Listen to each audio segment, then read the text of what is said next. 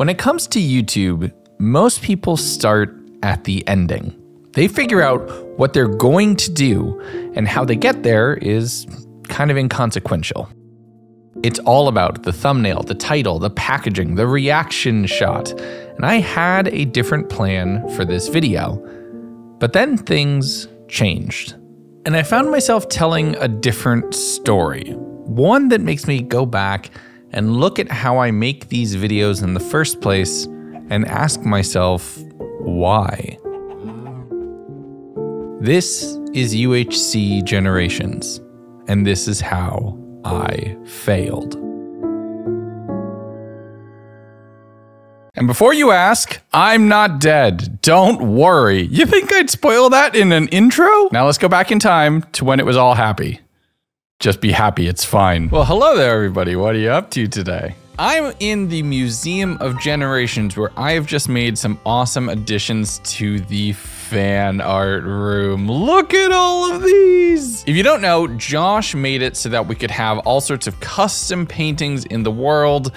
Where look at all of these. These are mainly from episode 1, because I just released episode 2 like yesterday. So check it out. You have the Will of the Worlds, you have all of the different generations. There's one from Moai, Historia, there's Quilby's house, there's me in the tree. Look at it, it's so cute. I love it. I love it all so much. Amazing art's already started to come in from episode 2, and I am so excited. Because if you don't remember, last time we killed a wither, which means we have a beacon at home. And like an actual beacon at home, not beacon at home. Look at that. No more ultra hardcore, at least not right here. But before we get too deep into episode 3, I feel like there's something that we need to address from the end of last episode. I still can't believe this thing is here. I'm actually gonna let that run, because why not? This thing has been here since Moai, apparently, and it's the worst labeled thing in the whole world. Seriously, who would think that this is a farm entrance? Menacing, lunacy, I tell you. But it's time to get back to work. We have a lot happening, and some of it's happening away from here. I have a couple different builds I want to add to the world. I have a couple different projects I want to do. But firstly, I kind of have something over here that I want to address. Decorate the Founders Town portal room. Because right now the portal is, not exactly a room, and I feel like it should be something a little bit more substantial, don't you? So let's go get ourselves a whole bunch of obsidian and add a nice little nether portal somewhere around here. So let's get to it. First step is heading over to Industry Park to get myself a whole bunch of obsidian, or make it, thanks to the lava farm that I built at the start of last episode. And then it's time for everybody's favorite gag.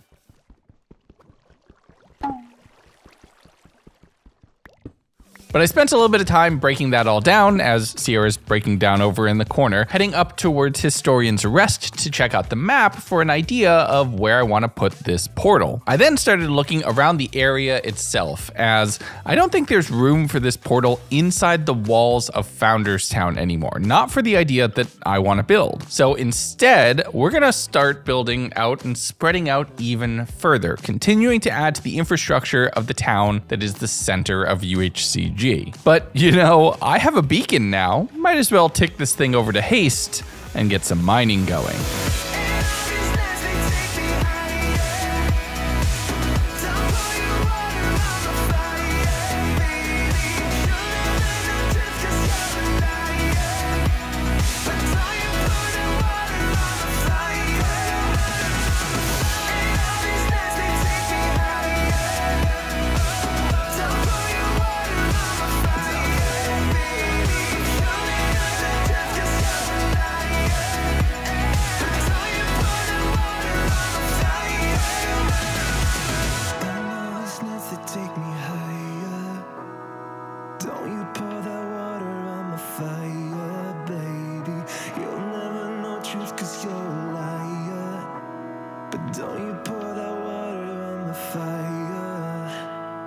All right, check it out. We have a proper nether portal space. So I don't know what the idea is for the lore of Founders Town, but I had a thought. If you're playing UHC and you need golden apples to survive, I genuinely have a dog on my lap right now and he's being so wiggly. Okay, Cookie, get down. I'll post a picture. He was literally just sitting on my lap while I was trying to play Minecraft. But if you're playing UHC and you need gold to survive, importing gold or mining it from the nether feels like a really good idea. So I have a bunch of gold. We'll get a gold armor set on there. A bunch of gold accessible, just piled up around here. The crane where we have all of it being hauled off. Probably gonna make like a little cart of gold, like nether gold ore right here once I have more of it. But this is just continuing the pathing that I've put around. We have this, which leads up to this upper area right here. Don't mind the chest monster. Been here since episode 1. I'm probably gonna have to do a stream cleaning all of this up. I genuinely don't have the space to put it anywhere, but it ties into the path that goes up to Historian's Rest, and it connects to, I'm realizing now, I connected it to the wrong door. This is the map room. This isn't the quote-unquote main entrance. I'll fix that later. But this replaces, ow, that just kind of portal in a wall. I have some spare just because I will probably want to move this and make something on the opposite side, but I think that's like an episode 4 thing, maybe. So if we just link this, it should just take us directly to the existing portal. Yes, okay, and then if we go back here, where does this put us? Okay, that's less than ideal. So what I'm gonna do is I'm gonna write my numbers down and move the portal so that it's all linked properly. Transition. Not the best nether hub, like I said, next episode. This will connect us back though. And there we go. That means that we can decorate the Founders Town portal room. Quest complete. I really should add something here. But with me now knocking off 3 quests from the board, I figured it was time to add a couple of my own back into their place.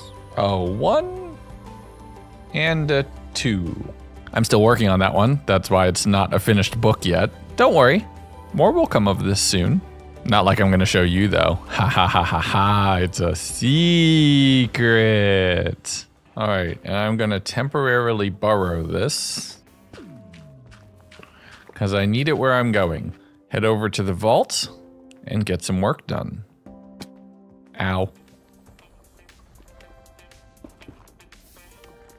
All right, but with legs, let's go! So after a quick trip on the hottest horse in all the hells, I found my way back to the Vault of Stars, having taken the beacon with me to bring Haste 2 over to this area, as I have a lot of digging and excavating to do. Being able to do that faster is gonna make it so much more possible. And the thing we have to do is expand and go deeper. I started planning out what the actual interiors of the space need to look like, and I need to push down deeper into the ground if I want that to work. So that leads to having to kind of undo some of the infrastructure that I had actually built out before, but rebuild it in better and better ways. This includes making a proper storage system at the central hub of what I'm setting up, digging off to make 3 separate chambers. The first of which becoming a massive trading hall where I'm starting to move all the villagers down into. And when I say down, I mean literally down, one at a time. And I was actually doing this while I was in a voice call with Beck and Sierra as we were working on the Magical Nightmare 100 Days that we just released a couple weeks ago.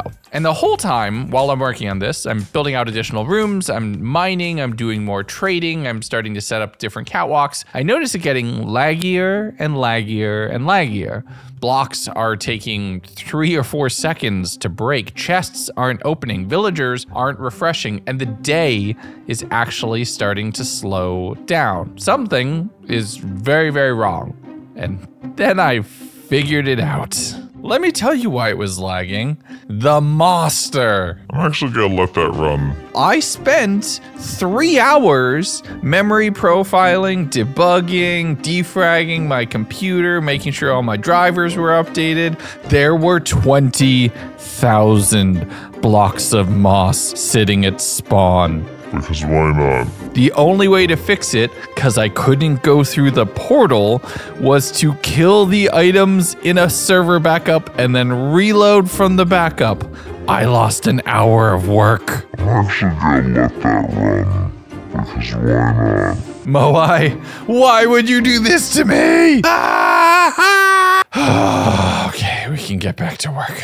With the lag fixed, I got back to work. I made a space where I can grow spruce trees for sticks for Fletchers, but I'm mainly using that for wood for building right now, relying on the stonemasons who I could trade in all of the smooth stone I collected in order to actually make this space. And since I didn't have to worry about it lagging, I can use the trapdoor method to compact the villagers into even tighter spaces, making sure everything is just really nice and compact and clean. Once I had set up all of my emerald generators down at the bottom, I'm working with the masons to get all the different colors of glazed terracotta, having that on the floor in front of them, and then using some of that to actually decorate some space for librarian villagers on the second floor, trying to set with backdrops for each individual section, each containing 5 enchantments that all seem to have a central theme. The first is all of the ouchie enchantments, which you use to really just make your weapons a little bit more powerful. Thankfully, I'd had a few of those, so I was able to move the villagers, dropping them down into position and getting them all set up. The second that I set up was more of the protections, the defensive enchantments, which would keep you alive. And then realizing that I hadn't yet really made all of my diamond armors yet, I started working on toolsmiths and armorers to make sure I had every trade I needed. And this continued for a while. For reference, there are 15 files in this folder. Each file is about 30 minutes worth of work, and then there's another 3 in the next one. I really was working with villagers. And this is where we're gonna do something special. I started working with a couple different villager types, ones you wouldn't normally expect to see in a trading hall. I have Fletchers, which will give me sticks, but I have the librarians, which I can now trade for glass, which I started trading into cartographers to get them leveled up. You see, cartographers will sell explorer maps, which point you to specific POIs in the world. This helps because exploring for different structures is kind of hard in Minecraft, especially without an elytra. Doubly so for things that are buried underground. And as those of you who paid very close attention to the end of the last episode noticed, we're gunning for a trial chamber. Oh, hello. I thought I was getting a trial chamber, not a dungeon. Oh, oh my God. Okay, I'm getting both. Heck yes. Let's use this as like a forward operating base then. Yeah, also a mine shaft.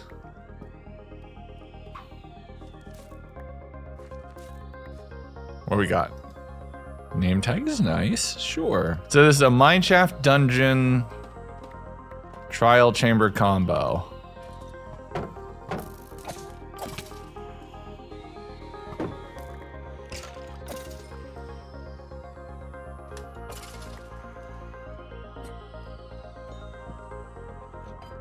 First key, the first key.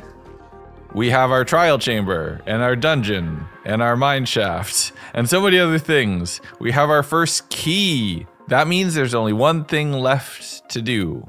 Whatcha? It's montage time.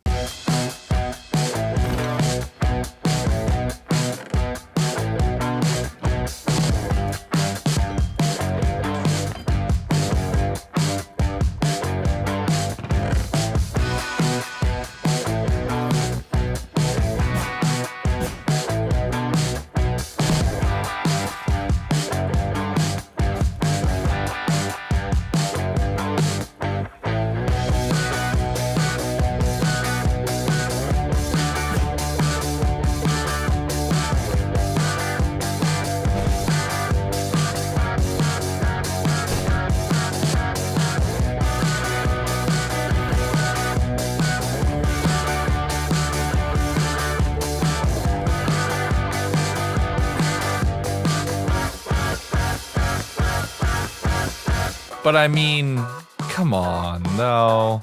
Did you think we were stopping there? I might regret this, but let's go.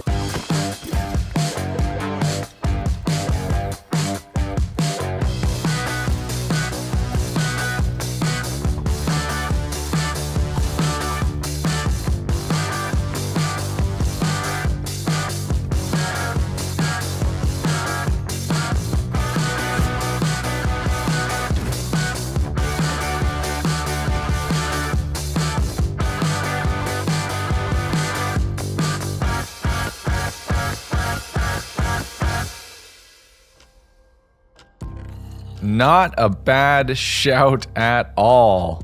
I mean, look at everything we walked away with. And the first trial key, the first ominous trial key. This is awesome. We even got an armor trim. Granted, I still want the core. We'll get to that later. Problem is gonna be getting it home because my inventory is quite stuffed. But the trick is, we're kind of here for the blocks as well. You've seen the thumbnail, you know what happens. I can't pull that joke twice in a row. I really can't, I shouldn't. Anyway, yeah, you've seen the thumbnail, you know what happens. Time to get materials. 12 seconds later.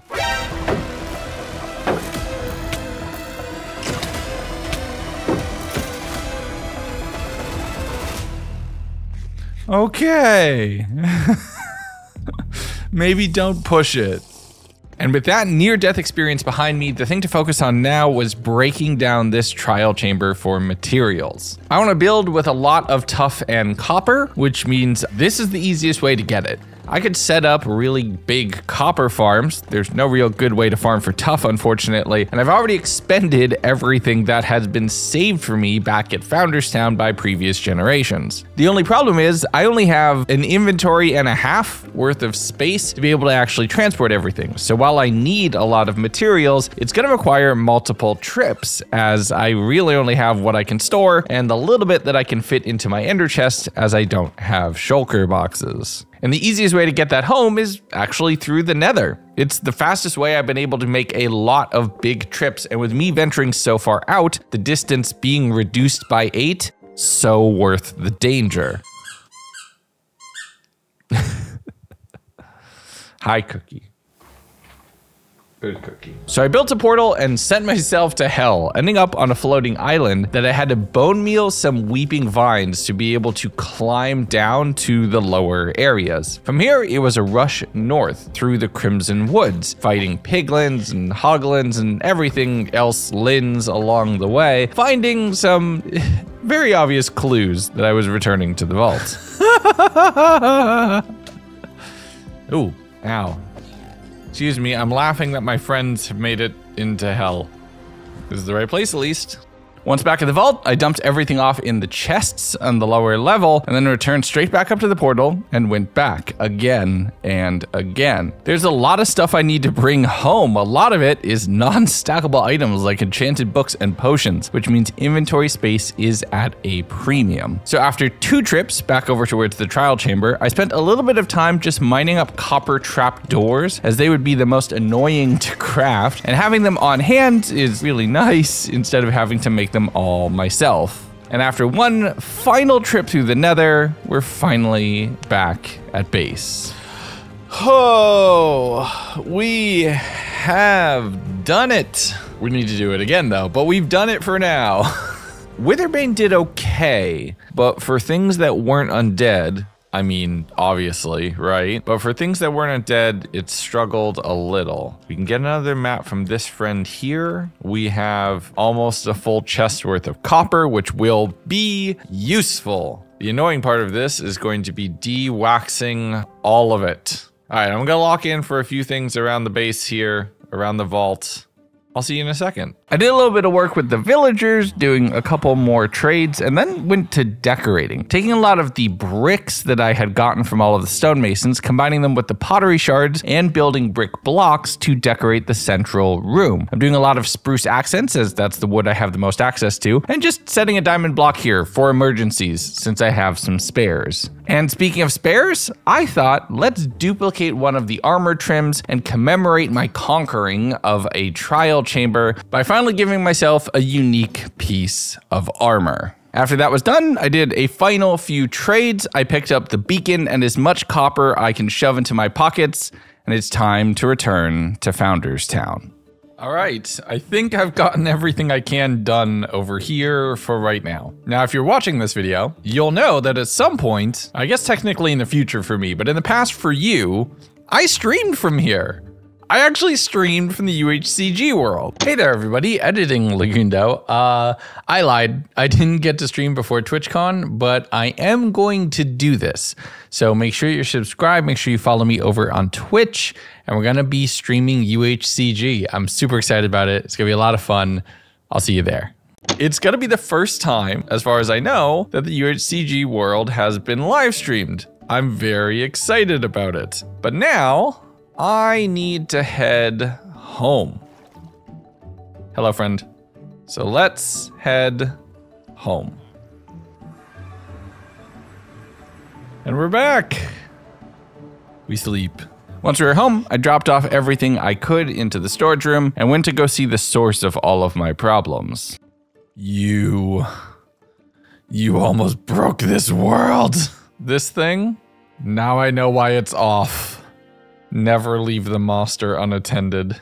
I just love how that looks out in the distance. That is so brutal. Episode 2 was so much fun. I can't wait to see what you all think of this one. But I think that I found my purpose in UHCG. Ow, that's a cactus. Whether it's creating big things like that over there, or making things like the Vault of Stars, which someone will find someday, hopefully. But while many have stayed here at spawn and added more to Founders Town and the surrounding area, and I have too a little bit as well, I want to venture out. I want to go beyond. You've probably noticed, either from me going out and doing things, or just me playing in general, I like being in the wild. I want to create grand adventures to send people out into the wilderness, away from the safety of home. Because I've done what I can to make spawn safe. But I just want people to sit here all the time. That's not any fun. Because if I've shown anything in this episode or the last one, it's I like to take risks. Hello there, risks. Oh no. Ooh, Omen 2, not fun. I want to go out into the unknown. But I don't want to just go out. I want others to follow in my footsteps. Because I've been going back and I've been watching things. And as far as I can tell, this is the furthest east anyone has ever gone. No one knows what lies beyond that horizon, outside of the sea that's directly north of Founders Town. So this feels like the perfect first spot for a way station, a place where people can rest their heads. So let's go. Have you ever really lived? You talk a big game, but it's just a matter of time. Have you ever really lived? We're all on the clock here. Blink of an eye, you're gone. So for once in your life, try the deeper water, feel the pull of whatever is happening, and ask yourself this once: have you ever really lived? Welcome to the very first Frontier Tower. This is what I think my purpose is in UHCG. To be the architect of adventures for those who will follow me. I'm taking on my own challenges, I'm taking on my own risks. But the best part, the most fun, is leaving things for others to follow in my footsteps. Check out the way this place looks. It's just a beacon of light with wilderness as far as the eye can see and an open horizon in the distance. I love this. I specifically chose copper so that you would see it oxidizing. Oh no. Birds. Danger, flap flaps. And I had forgotten to bring a bed. Can you tell by the time lapses? But I specifically chose copper so you could see it oxidize, so you could see the age of these towers as they progress. Imagine a later generation comes and this whole thing is green. Wouldn't that be so cool? You'd know how much time has passed. But I'm also gonna build these out really far. Like, this is probably the closest one we're going to build, which means that these aren't always gonna be loaded. So it's more like how long and how often they've been found. These aren't super expensive materials-wise because of this spiral pattern. Gives it some really good visuals, but also means that you can go really tall without spending a lot of materials. I'm gonna leave some wind charges right there just because. I'm gonna do a final little bit of cleaning up and egg someone to go east and explore. But with one tower done, I'm gonna kind of take my own advice, run back to that village we saw, and get ourselves another trial map. So watch this. I'm gonna throw the best pearl of all time. Ready? Ready? Here we go. Watch it go. Oh, so close. I almost made it. I almost threw it 1,000 blocks. All right, let's just take a quick little nap here.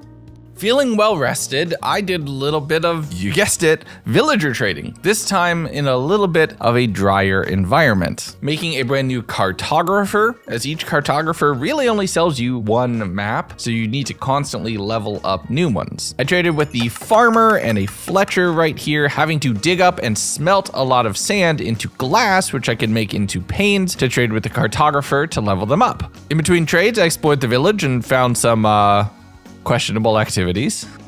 On second thought, let's just leave them be. But I was able to eventually buy a Trial Explorers map, which led me to the closest trial chamber to Founders Town. This one sending me north through the desert, over the mesa, and towards some brand new chunks and some brand new friends. Oh wait, armadillo! Oh my goodness! Oh, we're definitely in new chunks now because this is new mob. I have to bring some armadillos home at some point. Okay. Oh my goodness, you're so cute. I just want to throw you. That's the thing. I just want to be able to throw you. And you don't let me throw you. Mojang, please let me yeet the armadillos. That does solve the thing I was concerned about, which was, are we potentially not in new chunks? Because I don't know if these maps know what's been loaded in 1.21 and what hasn't. And I'm always nervous it's gonna send me on a wild goose chase. Promising that it's not though. I mean, it's more desert, but it is very cool desert.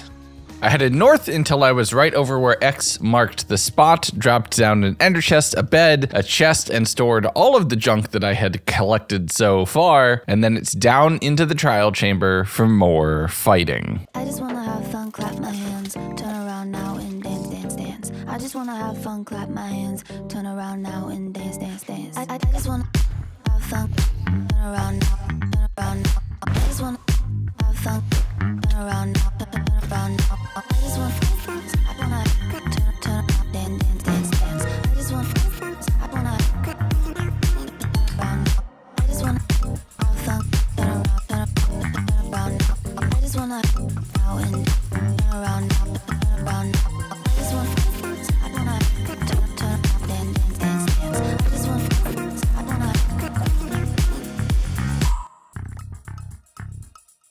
I mean, I got the other disc. Oh, nope, leave me alone.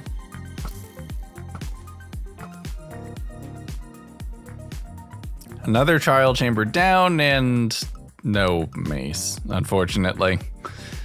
That is a bummer. I'm not gonna lie, I wasn't expecting this to happen like right away. The heavy core is extremely rare, but this really put into perspective how long of a grind this was going to be. And with the slower version of travel that I have, finding new trial chambers, especially finding chunks that haven't been loaded by a previous generation, that's gonna take some time. But But I wanted to work my way back home, so I found a nearby ruined nether portal, breaking that down and making it actually active, going through so I could see where I was in the nether, and it turns out I was just barely outside of where people had been before. But I can't return via the nether. Instead, I need to go in the overworld, as I want to collect those armadillos that I had just found, leading them back home through the desert, over hills, over water, eventually making it back as it was foggy and overcast, and dropping off my new friends at the shallows. I don't know why, but armadillos feel like they fit really well here in the shallows. We might add a little armadillo sanctuary building in this one, which has been telling me to complete it. Later though, I still really want to try to finish the goal I've set for myself. And if nothing else, we have at least one more tower to build. So I'm gonna go try to find myself another map and get back out there. So back out I went, first returning to the most recent trial chamber. Having all the spawners had reset, I was able to fight for some more keys, but break down a lot of the things here to get myself a whole lot of blocks for more towers.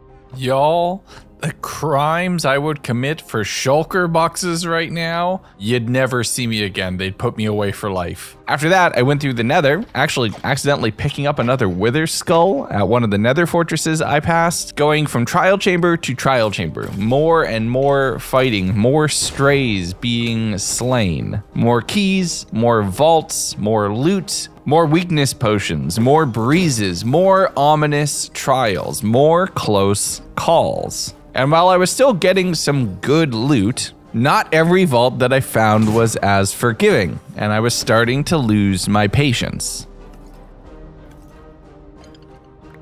I don't need bottles. I'm getting bottles already. Bad Omen 3, Bad Omen 5. I mean, sure. I guess.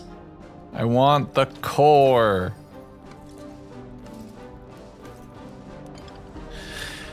Everything but the core. Core.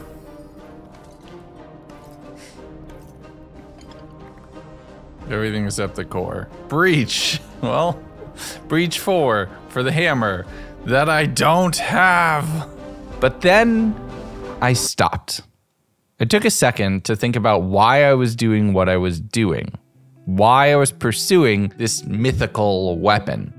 And yes, wanting it, that's sometimes reason enough. But I realized I was doing this specifically to try to fit an expectation of every YouTube video, of every challenge that every creator always sets for themselves. There's something that is unsaid about YouTube. You very rarely show failure. Every creator has complete control over what you actually see from us. You don't see a video until we release it, and we most likely, most usually, don't stop recording until after we've hit our goal. The destination is predetermined. The journey is an afterthought. You just kind of fill in the pieces and connect the dots towards the end goal that you already planned for. And whether that takes you 2 hours or 20 or 1 hour and some creative editing, at the end of the day, the person watching the video will feel the same thing. But I wasn't feeling the same about this goal. But that's not what I want to do. That's not what this world is. And that's not the story I want to tell. I want you all to know that failure is okay. It happens often for many of us, but you just don't see it. Social media is always the best possible versions of ourselves. These videos are the most successful versions of ourselves. And I thought, just this one time, it's okay to fail. Because in this world, it's not about the destination. It's about the journey. Sure, I might not have gotten the weapon I sought out for, but I ventured further than any before have, and I've made a place where others can go beyond. It might not have been the adventure I wanted, but it was the adventure I needed, and a reminder of what this world means. So go out, go forth, and fail. I believe in you.